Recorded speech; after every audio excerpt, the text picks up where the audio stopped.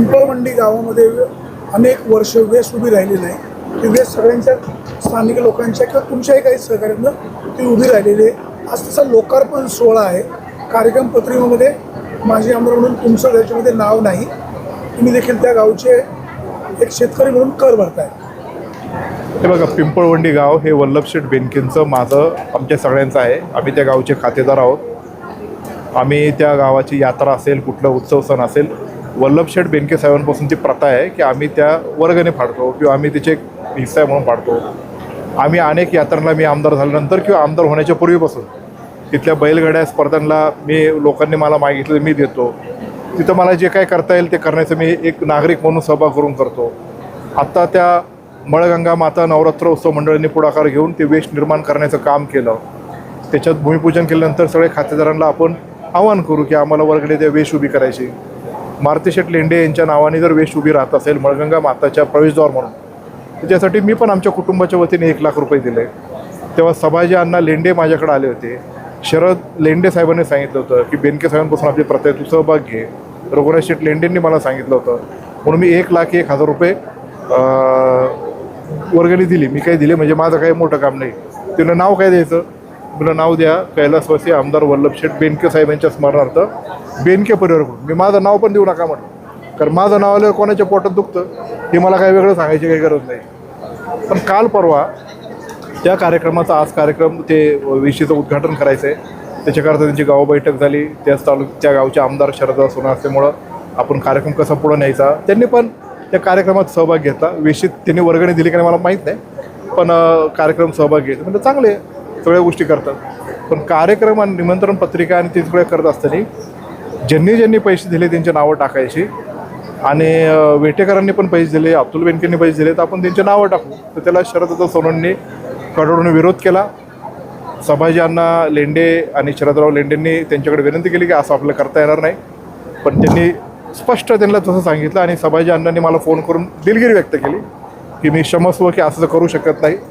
म्हणून ठीक आहे, मी ती परिस्थिती समजू शकतो. आणि याच्या आधी पण अशी घटना घडली होती. मी बजेटमधला रस्ता मंजूर केला होता पिंपळवंडी ते उमरतचा.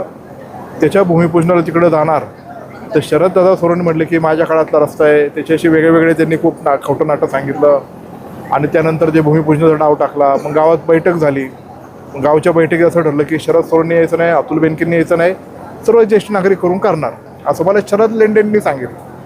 म्हणून मला ठीक आहे, तुमचा असा निर्णय झाला तर आपण करायला काय, तुम्ही करा म्हटले. शेवटी लोकांसाठी आपण करतोय, आम्ही थोडी नाव गावासाठी करतो. म्हणून तेव्हा पण आडमोठ्या पद्धतीने शरद सोनवणेंनी भूमिपूजन केलंच, त्यांचे लोक येऊन केलं. आणि ते शरद लेंडेंना मी विचारल्यानंतर शरद लेंडे म्हणले हे लोक सगळं जाणतात, त्यांना सगळं माहीत आहे. पण असं तो आता इतिहास झाला. पण आत्ताचा जे वेशीचा कार्यक्रम आहे त्याच्यामध्ये त्यांनी मला फोन करून दिलगिरी व्यक्त केली की शरद सोनवणे आमचं ऐकत नाही आणि अशा आडमोठ्या पद्धतीने ते जर वागत असेल तर आम्हाला पण ते पटत नाही. म्हणजे हे बघा, तुमच्या गावात आता ते आमदार आहेत, ते तुमच्या गावातलेच आहेत, मी पण तुमच्या गावातला आहे. म्हणून मी आजपासून हा निर्णय घेतलेला आहे की पिंपळवंडीच्या कुठल्याही जडणघडणीमध्ये, कुठल्याही सामाजिक कार्यक्रमामध्ये आजपर्यंत बेनके परिवार जसा होता तसंच राहणार आहे. कुठेही गावाच्या निर्मितीसाठी, त्यांच्या मंदिरासाठी असेल, वेशसाठी असेल, यात्रेसाठी असेल, मला ग्रामस्थ जे काही मागणी करणार ते मी देणारच आहे. पण पिंपळवंडीच्या सार्वजनिक कार्यक्रमात इथून पुढं अतुल बेनके येणार नाही.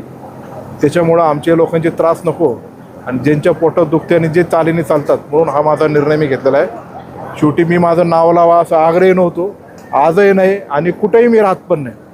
फक्त वल्लभशेठ बेनके साहेबांचं नाव तिथं लावावं. आणि या सगळ्या गोष्टींनी जर ते विरोध करत असतील आणि हे अशा पद्धतीने आमच्या वडिलांचं नाव जर च्या पद्धतीने असे वागत असतील तर आम्हाला पण तो स्वाभिमान, अभिमान आहे. पिंपळवंडीबद्दल माझं प्रेम कुठल्याही प्रकारचं कमी होणार नाही. पण सार्वजनिक कार्यक्रमात मात्र इथून पुढं मी पिंपळवंडीत येणार नाही, हे मी पिंपळवंडीच्या ग्रामस्थांना आपल्या मार्फत सांगतो. यात्रेचे कार्यक्रम असतील, वैयक्तिक असतील, गणपती मंडळाचे असतील, त्याला मी जरूर येणार लग्नाला वगैरे. पण ते सार्वजनिक गावचा कार्यक्रम त्यातून जर असं घडत असेल तर मी इथून पुढं पिंपळवंडीच्या कार्यक्रमात येणार नाही.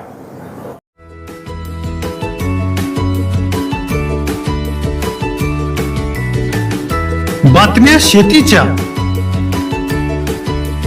बातम्या मातीच्या, बातम्या अन्यायाच्या, गुन्हेगारीच्या,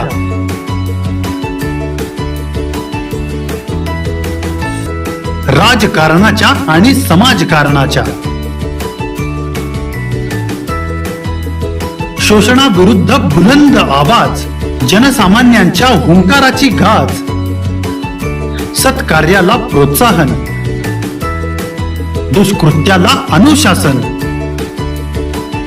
निर्भीड, निस्पृह, सडेतोड, बेधडक आणि रोखटोक म्हणजेच विघ्नहर टाइम्स. शोध बातमीचा, ध्यास सत्याचा. आपलं चॅनल, आपली बातमी. सबस्क्राईब तर कराच, पण बेल आयकॉनवर क्लिक करायलाही विसरू नका.